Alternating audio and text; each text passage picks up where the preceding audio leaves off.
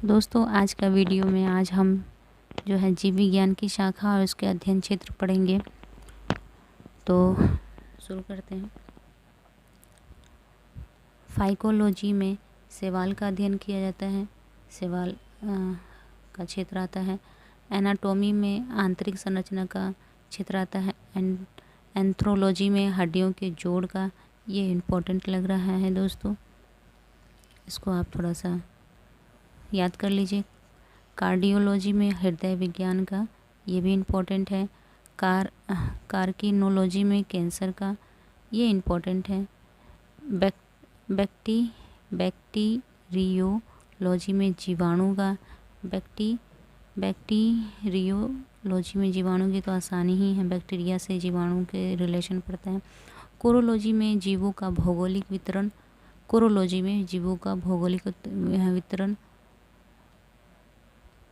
Terminology में त्वचा का। इकोलॉजी में जीव धारियों व वातावरण का पारस्परिक संबंध का। एंटीमोलॉजी में कीट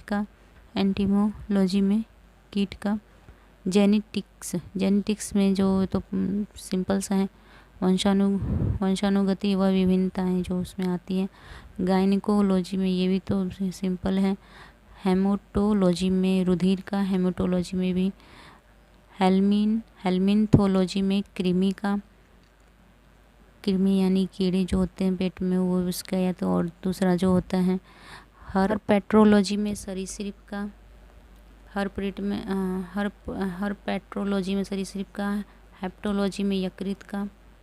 हिस्टोलॉजी में ऊतकों की विस्तृत संरचना का।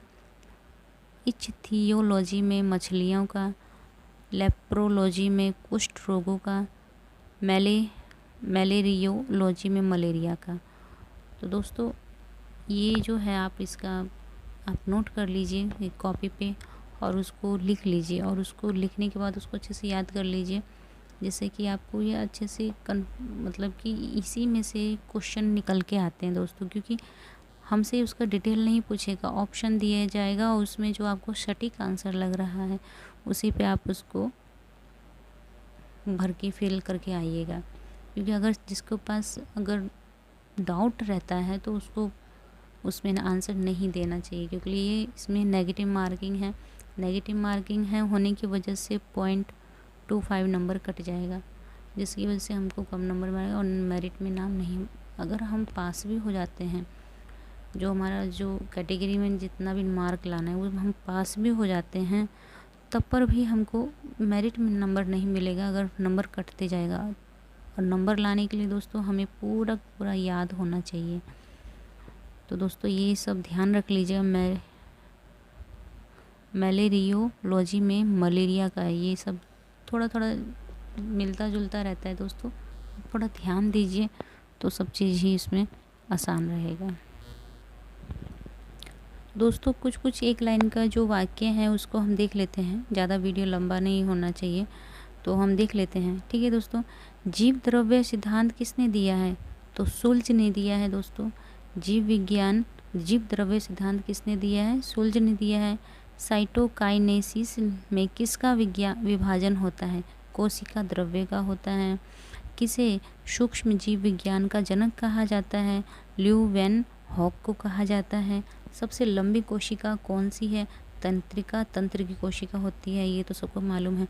सबसे छोटी कोशिका कौन सी होती है? माइक्रोप्लाज्मा गैलीसेप्टिकम होती है। सबसे बड़ी कोशिका कौन सी है? शुतुरमुर्ग की होती है, ऑस्ट्रिच का जो अंडा होता है उसमें।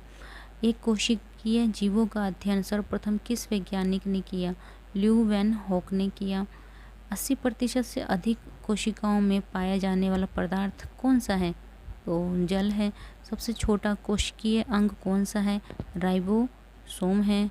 किनकी उपस्थिति के कारण किसी पादप कोशिका और जंतु कोशिका में अंतर पाया जाता है? कोशिका भित्ति एवं क्लोरोप्लास्ट में ये पाया जाता है। किनकी अनुपस्थिति में? कोशिका भित्ति और क्लोरोप्लास्ट में। ओके। किस वैज्ञानिक ने जीव द्रव्य को जीवन का भौतिक आधार कहाँ है, हक्स लेने का है, हक्स ले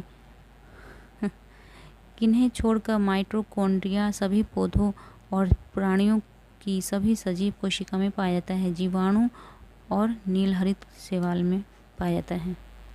तो दोस्तों ये मेरा वीडियो है, आप इसको वीडियो कैसा लगा तो आप मुझे ज़रूर कमेंट करें और चैनल को